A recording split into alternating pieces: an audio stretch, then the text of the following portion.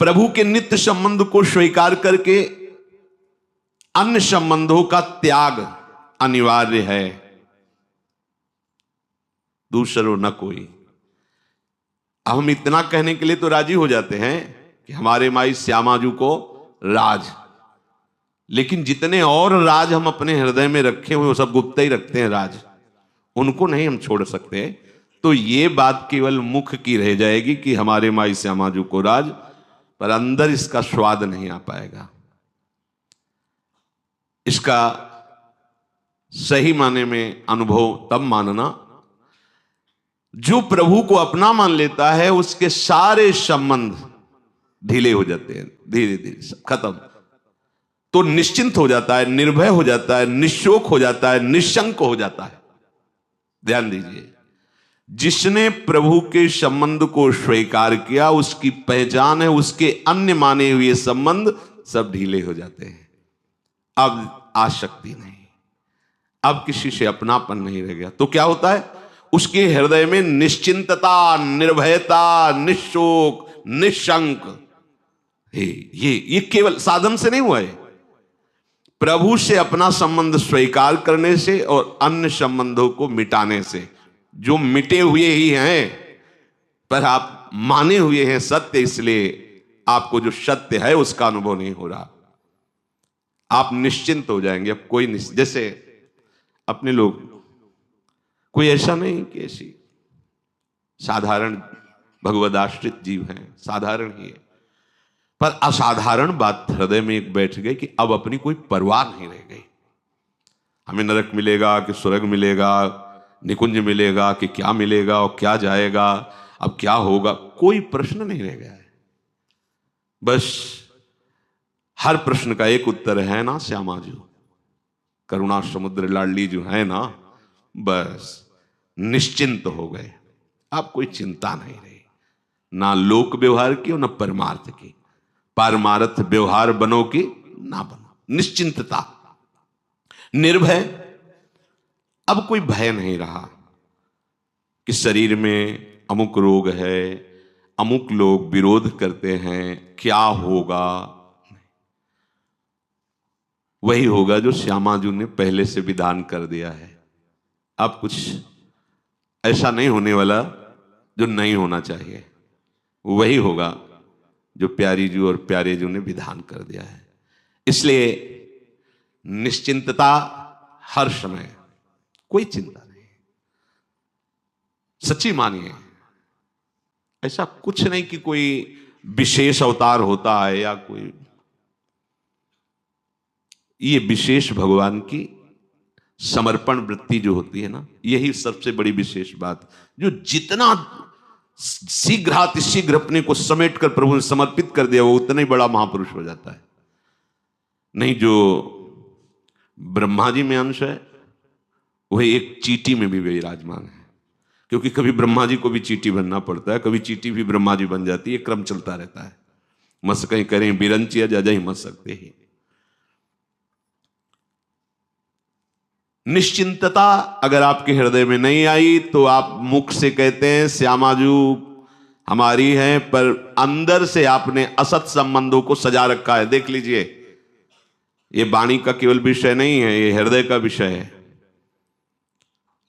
अगर आप कहते हैं कि हे नाथ मैं आपका हूं, आपके सिवा मेरा कोई नहीं है, तो आपके अंदर निश्चिंतता जानी चाहिए। फिर चिंता आपको क्यों सता रही? इसका मतलब कुछ सजाए हो, अभी कुछ बचा के रखा है आपने, तभी आप चिंतित हो, नहीं तो निश्चिंत हो जाओगे। क्योंकि सच्ची मानिए, हमारी चिंता का कारण हमारा अज्ञान है। शरीर को लेकर, शरीर संबंधियों को लेकर, भोगों को लेकर, जीवन को लेकर, मरण को लेकर, यही चिंताएं, और इसी का नाम अविद्या है, अज्ञान है। अब हमारे जीवन भी प्रभु है, हमारा मरण भी प्रभु है। कोई कहते हैं मरण प्रभु कैसे हो सकते हैं? तो विभूतियों में वर्णन किया है कि सब कुछ हरण करने वालों में मैं मृत्यु हूं, तो मेरा प्रीतम श्री कृष्ण आ रहा है आलिंगन करने मृत्यु रूप से। अब क्या चिंता है? जिसके लिए पूरा जीवन व्यतीत किया आ रहा है, अब क्या चिंता है? तुम्हारे लिए मृत्यु होगी, मेरे लिए मेरा प्रीतम है, अब क्या चिंता है? निश्चिंतता उसके रोम रोम में भर जाती है। दूसरा, निर्भयता। किससे भय करे? बड़े से बड़े भयावह रूप में मेरा प्रभु विराजमान है। अब क्या भय करना है? नहीं होता भय। जब तक कुछ अपना माने हुए तब तक मेरा शरीर, तो भयभीत हो जाओगे। दो प्रकार का भय होता है, एक विचार भय और एक होता है स्वाभाविक भय। स्वाभाविक भय शरणागत में भी होता है। जैसे हम सत्संग कर रहे हैं, बड़ी जोर की आवाज, अभी आंख कुछ हो एकदम ऐसे हो जाएगा, ये सबके शरीर में होगा। एक बार पूज्य परमहंस स्वामी श्री मंगनानंद सरस्वती सेनपुर, बड़ा विशाल वट वृक्ष, उसी के नीचे पद्मासन में बैठे ब्रह्म चर्चा कर रहे थे। तो एक आगंतुक गंगा किनारे आए हुए महात्मा थे, बड़े त्यागी तपस्वी, यही चर्चा वो कर रहे थे कि बड़े बड़े सिद्धों में भी स्वाभाविक भय विराजमान रहता है। तो उनका जब ब्रह्म बोध हो गया तो स्वाभाविक भय कैसे रहता है? जब वो जान गया कि मेरा स्वरूप ब्रह्म में, तो स्वाभाविक भय भी कैसे रह जाएगा? बोले नहीं स्वामी जी, स्वाभाविक भय होता है। और इतने में एक चील जो है, चील पक्षी होता है, वो ऊपर से सूखी डाल में बैठा, वो झरझर जैसे पत्तों से करती हुई ऐसे ऐसे हो गए। सिद्ध महापुरुष थे स्वामी मंगनानंद सरस्वती। उनका स्वामी जी आपको ब्रह्मबोध नहीं है क्या? ये क्या था? बम थोड़ी फूट रहा था, वृक्ष से एक छोटी डाल ही पत्तों से लड़खड़ाती हुई है। ये क्यों चेष्टा हो गई शरीर में? इसे कहते हैं स्वाभाविक भय, और ये बना रहता है। अचानक कोई आवाज, कोई ऐसा, वो एकदम ऐसे होगा। इससे जांच ना करें कि ये शरणागत नहीं, देखो भयभीत हो गया, ऐसे नहीं। बंदर एकदम ऐसे, आप जाली के अंदर बैठे हैं, बहुत सुरक्षित है, पर एकदम ऐसे, आप एकदम ऐसे हो जाए, ये स्वाभाविक भय। विचार भय नहीं रहता। जहां विचार है वहां भय नहीं रहता। मेरे प्रभु ही सब रूपों में है, शरणागत को ऐसा, अगर ऐसा भी अनुभव नहीं हुआ तो ये मेरे प्रभु बहुत बलशाली है, मेरा कोई कुछ नहीं बिगाड़ सकता, नहीं बिगाड़ सकता। उनका नाम चल रहा है, उनके हम आश्रित है, हमारा कोई कैसे बिगाड़ सकता? नहीं बिगाड़ सकता। तो वो निर्भय हो जाता है, कहीं भय नहीं रहता। सबसे बड़ा भय होता है मरने की बात सुन करके, होता है। जब तक ठिकाने पे नहीं पहुंचा जाता तब तक भय। तो सोचो, मरना है, जिनसे हम प्यार करते हैं सब छूट जाएंगे, शरीर शरीर संबंधी वो, एक बार घबराहट पैदा हो जाएगी। आप सोचो, अगर आपको अभी कोई सूचना दे दे कि आप 2 दिन में मरने वाले हो, हालत खराब हो जाएगी। अब मृत्यु एक ऐसी सूचना है जिसमें सबके होश उड़ा देती है, सबके होश उड़ा देती है। ये मृत्यु एक ऐसी भय है, इससे कोई मुक्त नहीं हो सकता। वही मुक्त हो सकता है जो भगवान में तन्मय हो गया है, भगवान में स्थित हो गया। भगवत परायण उपासक ही मृत्यु से डर। जब मृत्यु की बात आती है, ये सोच आता है कि अभी तो हमें ध्यान करना पड़ता है, अभी तो हम भाव करते हैं, और शरीर छूटेगा तो हम अपनी प्रियाजू के पास पहुंच, कितनी खुशी होगी। ये बहुत अच्छी बात, जब छूटेगा ना तो हम प्रियालाल के समीप पहुंच जाएंगे, उनकी सेवा में पहुंच जाएंगे। अपने प्यारी जू का, जिनका हम गान कर रहे हैं, जिनका चिंतन कर रहे हैं, उनसे मिलना होगा। ऐसे उपासक की मृत्यु जानते हो कैसा होता है? स्वप्न से जागरण या जागरण से सुषुप्ति, ऐसा समझ लो। एक स्वप्न है और उसमें जागा तो निकुंज पहुंच गया, या एक ये जागरण है, उसमें एक गाढ़ निद्रा आ गई, आंख खुला तो देखा प्रियालाल के समीप पहुंच गए। अब मृत्यु भयावह नहीं रहेगी, अब उसको कोई भय नहीं छू सकता। अगला है निशोक हो जाता है। कौन? जो प्रभु से अपना संबंध मानकर सारे संबंध मिटा देता है। अब शोक किस बात का? आज बहुत सी वस्तुएं हैं, अगर ये नष्ट हो गई तो कैसे चलेगा? तो तुमने प्रकट किया है वस्तुएं, जिसने तुम्हारे लिए ये वस्तुएं सेवा में दी है, वो अनंत ब्रह्मांडों की रचना एक पलक झपकते कर देता है, तो तुम उसके दास होकर तुम वस्तु का शोक करोगे? हो ही नहीं सकता शोक। बड़ी से बड़ी हानि हो जाने पर उसके अंदर ऐसे नहीं आएगा कि अब क्या होगा, ऐसा नहीं हो सकता, क्योंकि वो जानता है कि हमारा प्रीतम कौन है। कहने में तो कह दिया अनंत ब्रह्मांड, लेकिन अगर इनमें घूमा जाए तो कल्प कल्प लग जाएंगे, फिर भी पार नहीं पाओगे। ऐसे मृत्युलोक ही इतना बड़ा है। कुछ देश आपकी समझ में केवल आते हैं, लेकिन बहुत सी ऐसी भूमि है जहां केवल सिद्ध देवयक्ष गंधर्वों का प्रवेश है। मनुष्य जा ही नहीं सकता है, कोई वायुयान भी नहीं जा सकता। केवल बातें बनाना अलग बात है, वहां केवल दिव्य सिद्धियों से को प्राप्त हुए महापुरुष ही वहां जा सकते हैं। इसी मृत्यु लोक में ऐसी जगहें हैं। भागवत में वर्णन है, एक आम की नदी बहती है, एक जांबू, उसमें सोना बहता है। एक शहद की नदी बहती है, एक दूध की नदी बहती है। अपने तो केवल नमक वाले समुद्र के घेरे में ही इतना ही परिचय तो है। इसी में, इसी मृत्यु लोक में भागवत में वर्णन है ऐसी ऐसी नदी। अगर बताओ दूध की नदी तो फिर खरीद लगाए पड़े, बोला लगा, लेकिन अपने लोगों को काय में घेरा गया है, नमक वाले में। नमक का ही पानी मिलेगा समुद्र में आसपास जहां जितना है। कोई ऐसा नहीं कि गन्ने के रस वाला मिला या आम के रस वाला मिला, ऐसा नहीं। वो आप पढ़ करके देखो तो है ना मृत्यु लोक में। और ये बहुत छोटा लोक है मृत्यु लोक। ऐसे न जाने कितने लोक, लोकांत, मतलब जैसे स्वर्ग लोक कह दिया केवल स्वर्ग लोक, लेकिन स्वर्ग लोक में गंधर्व लोक, अप्सरा लोक, कितने ऐसे लोक हैं कोई पार पा सके। इसीलिए उनका नाम अनंत है। और वो अनंत भगवान मेरे प्रीतम हैं। अगर मेरी कुछ वस्तुएं जो मानी हुई सेवा की हैं वो नष्ट हो जाती है तो शोक क्या, क्या शोक। हमारे प्रभु चाहते हैं कि ये प्रयोग में ना हो, इसलिए नष्ट हो गई हो। अगर चाहेंगे तो एक क्षण में उससे अनंत गुना वस्तुएं उपस्थित हो जाएंगी। इसलिए भक्त के हृदय में, शरणागत के हृदय में शोक नहीं होता। आगे कह रहे निशंक रहता, कोई शंका नहीं होती। पता नहीं कल्याण होगा कि नहीं होगा, यह शंका नहीं होनी चाहिए। यह शंका है तो तुमने कभी किसी संबंध को सजा रखा है, इसलिए किसी भोग के भोक्ता बने हो इसलिए शंका है। नहीं, सच्ची कहते हैं बिल्कुल निशंक हो जाओगे, कल्याण का भी कल्याण हो जाएगा। अगर शंका है कि पता नहीं मेरा कल्याण होगा कि नहीं, तो दो बातें ढूंढ लो, किसी भोग में सुख भोग रहे हो और किसी संबंधी को सजा रहे हो। अगर ये दो बातें, तब ये शंका आई। अगर ये नहीं है तो निशंक हो जाओगे। ब्रह्मभूता प्रसन्नात्मा न शोचति न कांक्षति समाः सर्वेषु भूतेषु मद भक्तिम लभते पराम। अब उस उपासक के हृदय का क्या आनंद होगा जो निश्चिंत है, निर्भय है, निशोक है और निशंक है। ये उसी का होता है जिसने सारे संबंध मिटाकर, मिट तो जाएंगे ही, छिन तो जाएंगे ही। तो गोस्वामी जी कह रहे हैं अंत ही तो तजेंगे पामर तू न तजय वहीं ते। अरे तू अभी से मान ले तो तू मुक्त हो जाएगा, और छिन तो सब जाएंगे, तू यहां से कुछ नहीं ले जा सकता। महान सम्राट सिकंदर, महान बलशाली विजेता, जिसने परास्त पराजय का मुंह कभी नहीं देखा था। कुछ संत जन जे भी सिकंदर उसे रुकिए, आदर करता था संतों को, उतरकर नमन किया। बोले सुना है आप बहुत पराक्रमी और बलशाली हैं, एक काम मेरा कर देना। ये हमारा जो वस्त्र है फट जाता है तो उसका प्रयोग करने के लिए मैं सुई रखता हूं, सिल लेता हूं। ये सुई सुनते हैं परलोक में नहीं मिलेगी, और आप बलशाली हो, ये सुई पहुंचा देना, इतना आप प्रयोग कर लो अपने बल का कि ये सुई पहुंचा देना। तो उसने कहा कि परलोक जाने पर सुई क्या, कुछ नहीं जाता, आपको ज्ञान है? बोले हाँ इतना तो है कि कुछ नहीं। फिर लाखों जीवों की हत्या कर रहे हो, जीवों को काट रहे हो, और अपने को तुम बहुत बलशाली समझते हो, एक सुई भी यहां से नहीं ले जा सकते, और तुम समझते हो सिकंदर सम्राट है क्या तुम? उसी समय से युद्ध बंद कर दिया और कहा जब सिकंदर मरे उसके विमान से दोनों हाथ ऐसे कर देना जिससे सब लोग देखें कि महापराक्रमी बलशाली सिकंदर, एक सुई भी नहीं ले जाना, एक सुई भी ले जाने में समर्थ नहीं है यहां की। तो अंत ही तो ही तजेंगे पामर तू न तजय वहीं ते मन पचितई है अवसर बीते।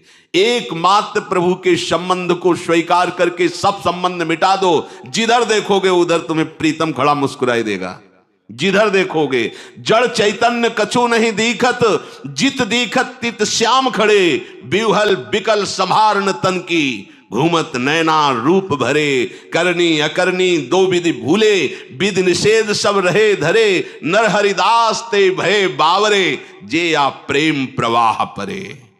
पर प्रेम प्रवाह में पड़ने के लिए प्रेम गलियति साकरी तामे दो न समाए, बस एक प्रीतम, इसके सिवा कोई अपना संबंध ही नहीं। प्रभु कह रहे हैं कांक्षन्तः कर्मणां सिद्धिं यजन्ते हि देवताः, क्षिप्रं हि मानुषे लोके सिद्धिर्भवति कर्मजा। जब ऐसे करुणा निधान प्रभु हैं, इतने सामर्थ्यशाली हैं, और इतना हम सबको प्यार करते हैं, तो सब लोग ऐसे प्रभु को क्यों नहीं बचते? तो प्रभु कहते हैं ये जो शकामी लोग हैं ना, अपनी कामना की पूर्ति वाले, ये विविध देवताओं की आराधना किया करते हैं, क्योंकि इस मनुष्य लोक में जल्दी फल की प्राप्ति, कामना की पूर्ति इन्हीं देवताओं की आराधना से होती है। जल्दी भगवत प्राप्ति की बात नहीं कर रहे, कामनाओं की पूर्ति की। ऐसा करो ऐसा हो जाएगा, ऐसा करो ऐसा हो जाएगा। कांक्षन्तः कर्मणाम सिद्धिम व्यजन्ते ही देवता। यहां प्रभु इसलिए कह रहे कि ऐसा हमारा उदार स्वभाव, ऐसी सामर्थ्य, ये सब सुनकर के भी सब केवल मेरे ही परायण क्यों नहीं होते? उसका कारण ही होता है कि वे अपनी कामनाओं की पूर्ति के लिए विविध देवताओं का यजन करते हैं। इसमें भी एक बात है, यदि स्वार्थ रहित हो करके किसी की भी आप आराधना कर लो तो वो आपको भगवान तक पहुंचाने का रास्ता दे देगा। किसी की भी, सुअर, कुत्ता, मनुष्य, किसी की भी स्वार्थ रहित निष्काम भाव से किसी की भी सेवा बन जाए तो आपको भगवत मार्ग में लगा देगी, आगे भगवत मार्ग में बढ़ा देगी। और सकामता होने के कारण, फल प्राप्ति की आकांक्षा से किसी देवी देवता की आराधन वृत्ति होने के कारण वो भगवान को नहीं जान पाता, भगवान के मार्ग में नहीं चल पाता। सबको ये पता है कि बहुत जल्दी जो देवताओं के लिए कर्म किए जाते हैं उनका फल अनुभव में आने लगता है। अगर सही ढंग से किया जाए तो कुछ मंत्र ऐसे, कुछ आराधनाएं ऐसी, कुछ वो जल्दी लाभ दिखाई। लेकिन हमारे प्रभु ऐसा नहीं है। प्रभु का ऐसा स्वभाव नहीं। प्रभु सर्वतो भावेन तुम्हारे अंतःकरण की वासनाएं और पाप प्रवृत्ति का नाश करके परम सुख प्रदान करने के लिए ही आपकी मांगी हुई कामनाओं को, जिनसे आपका परम सुख रुकता है, वो कभी नहीं देंगे आपको। और देवता क्या है? दुकानदार। अगर दुकानदार के पास जाओ, पैसा है जो चाहो ले लो, लेकिन वही पिता यदि दुकान में बैठा हुआ है और तुम उसके पुत्र हो और तुम मांगो जाके, तो जिसमें तुम्हारा हित होगा वही देगा, नहीं देगा, अन्य नहीं देगा। प्रमाणित करो कि आपके लिए बात आवश्यक है। अगर वो नहीं सिद्ध होती तो नहीं देगा। चलो जो घर में वही खाओ, यहां तुम्हारी मनमानी नहीं चलने वाली। प्रभु हमारे अहेतुकी कृपालु हैं। वो हमारे मांगने पर भी वो वस्तु नहीं देते जिससे हमारा माया चक्र और पुष्ट हो, जिससे हम दुख अशांति क्लेश में पहुंचे, वो नहीं करते। प्रभु बहुत दुलार करते हैं अपने भक्त को। देवर्षि नारद जी ने जब भगवान पंपा सरोवर में विराजमान एकांत में थे तो कहा, प्रभु एक बात खटक रही, जिंदगी में एक बार तो हमने उस राजकुमारी से ब्याह करने की सोची थी, आपने क्यों नहीं करने दिया? कुछ और कभी मांगा नहीं था आपने, और उसी का परिणाम है कि आप एक गए मृग मधुकर श्रेणी, तुम देखी सीता मृगनेनी। आप बिलप रहे हो क्योंकि हमें ने श्राप दिया था, जैसे मैं स्त्री के दुख में दुखित हो रहा हूं वैसे तुम। तो प्रभु ऐसा क्यों आपने ऐसा किया? तो प्रभु ने वहां कहा था कि मैं अपने भक्त को बहुत प्यार करता हूं और मैं प्रसन्न होकर भक्त को कभी माया नहीं देता।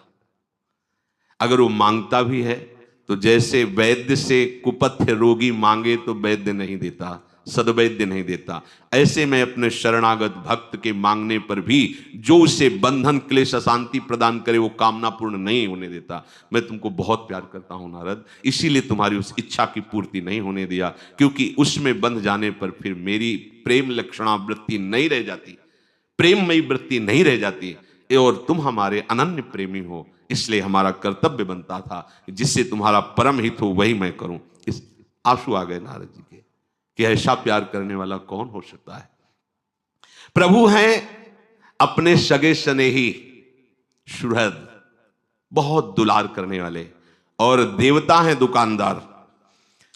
जैसे जितना पैसा जो चाहो ले लो, वो उनको मतलब नहीं कि तुम क्या ले रहे हो, पैसा दीजिए और लीजिए। पर प्रभु ऐसा नहीं करते। दुकानदार को मूल्य से मतलब है, प्रभु को आपसे मतलब है। कितना दुलार है उनकी नाम है, उनकी नाम में कितना दुलार है, ये कोई शरणागत ही जान सकता है। जो हम चाहते हैं वो नहीं होने देते, उसमें कितना उनका प्यार है। और अज्ञान के कारण जैसे छोटा बच्चा कुछ मांगता है और उसका अहित उसमें होता है तो माता पिता नहीं देते तो गुस्सा हो जाता है, और वो अपने साथियों से कहता है कि बहुत कब ये पधारे और हमारा राज्य पूरा हो। वो अंदर से अहित सोचता है कि ये माता पिता मेरा अनिष्ट करने वाले, वो नहीं जानता। ऐसे ही नास्तिकता आ जाती है उन शकामियों के हृदय में, जब भगवान की आराधना करते और भगवान का उधर से ना होता है, तब उनको लगता है क्या भगवान, सब कुछ तो था, इतना कर देने में क्या जाता है, ऐसा सोचते हैं। तुम नहीं जानते हो तुम्हें कितना प्यार करते हैं, इसीलिए वो अपनी मायाकृत, भगवान का प्यार मायाकृत वस्तुओं के बढ़ने में नहीं है, भगवान का प्यार है मायाकृत वस्तुओं का विस्मरण करने में। कोई भी हमारा नहीं, कुछ भी हमारा नहीं,